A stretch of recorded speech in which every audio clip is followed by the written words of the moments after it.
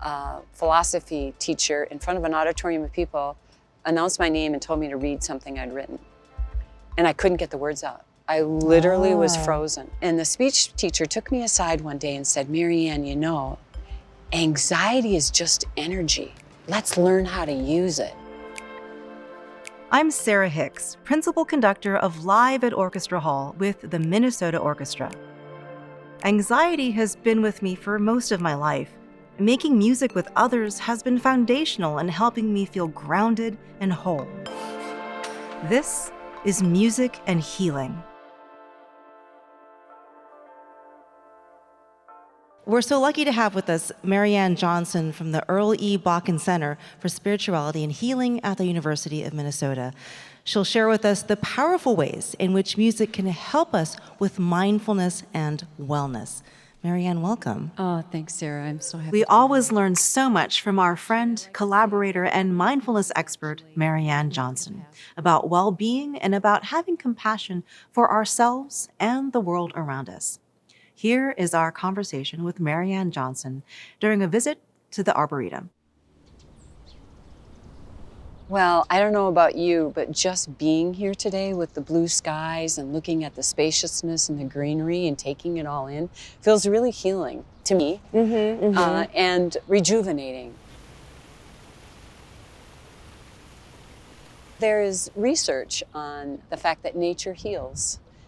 And one of the studies that we oftentimes cite is that being in nature for a period of 30 days, for 30 minutes a day, can really enhance one's sense of well-being. And for me as a mindfulness teacher, you know, when you can bring a mindful awareness to really being present to nature, it just like doubles the effect as far as I'm concerned, you know? Exactly. Because we really allow ourselves to just be with it, to absorb its beauty and its benefits.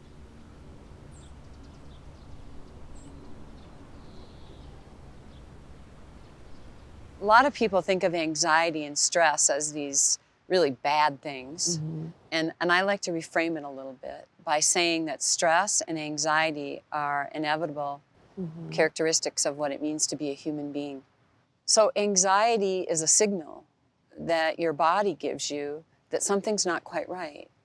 And some of us have different ways of dealing with it, and there are more escalated states of anxiety as well. I like that you say that it is a part of the human experience and that we can't demonize it. Right. And I like this notion that you can also neutralize it so that you can look at it as information. Right. Sometimes when I'm teaching about stress, I'll talk about learning how to read the yellow flashing lights in your body.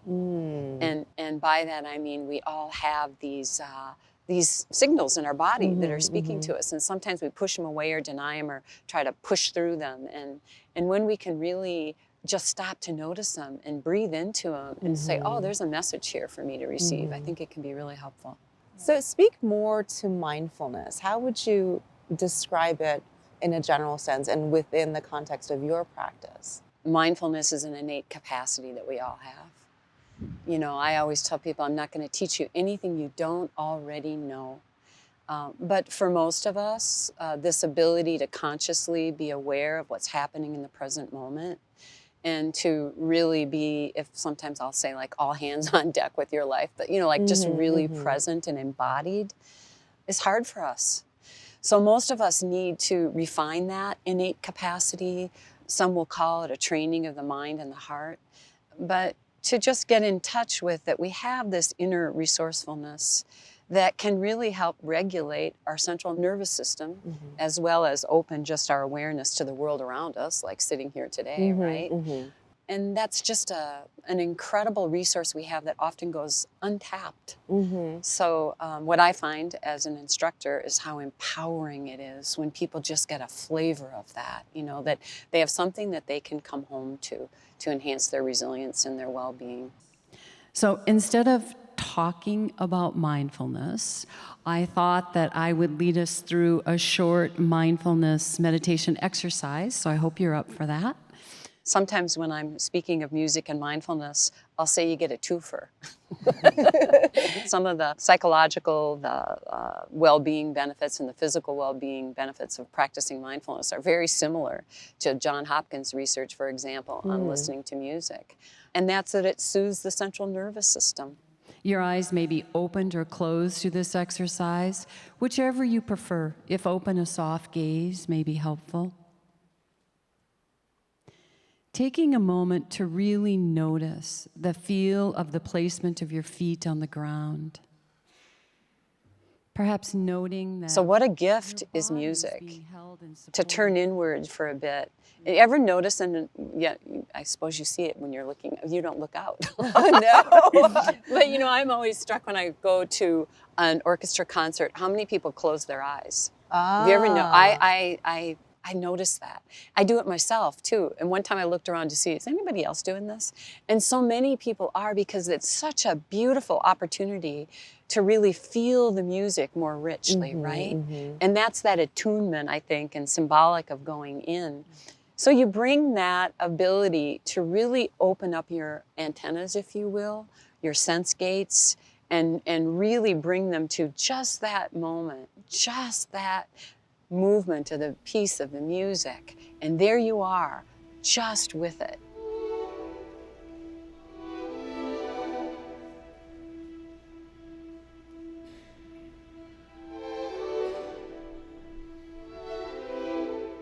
I was a really anxious kid, and I started playing the piano when I was 5. And that to me was always a safe space where it was tactile, touching the keys. It made me really present. I didn't know that at the time, that that's what I was doing, but it really was letting me be in the moment and engaged. Music continues to do that for me when I'm listening to it, but especially when I'm performing it, because it's so moment to moment. You can't imagine what the next sound is until the next sound happens. And I just love that, because it really puts me into this moment to moment experience of life. And I think we tend to forget that because we're reaching for the future, or we're worried about the past, or we're regretting the past. And it takes everything out of the equation for me to make music, to listen to music.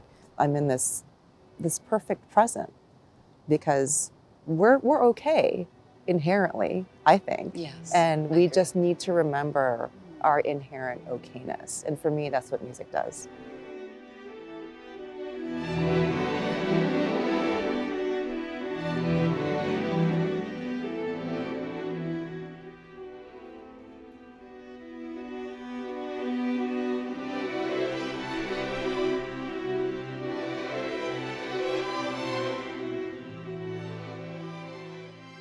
When we're performing, we're so focused on that very moment when I'm making a gesture, when a musician is making sound.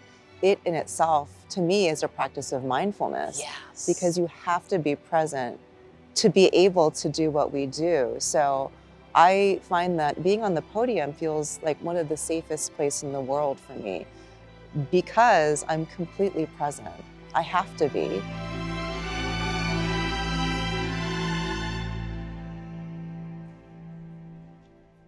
Dagner Keltner from the University of California talks about something called collective effervescence.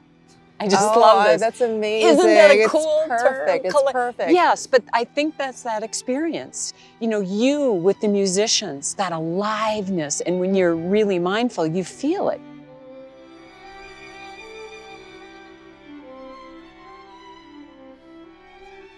The energy of the audience, it's perceptible even in silence. It really is that moment we're all sharing, whether we're listening, creating, or in that magical moment when the music is over and there's that pause. You can feel that collective.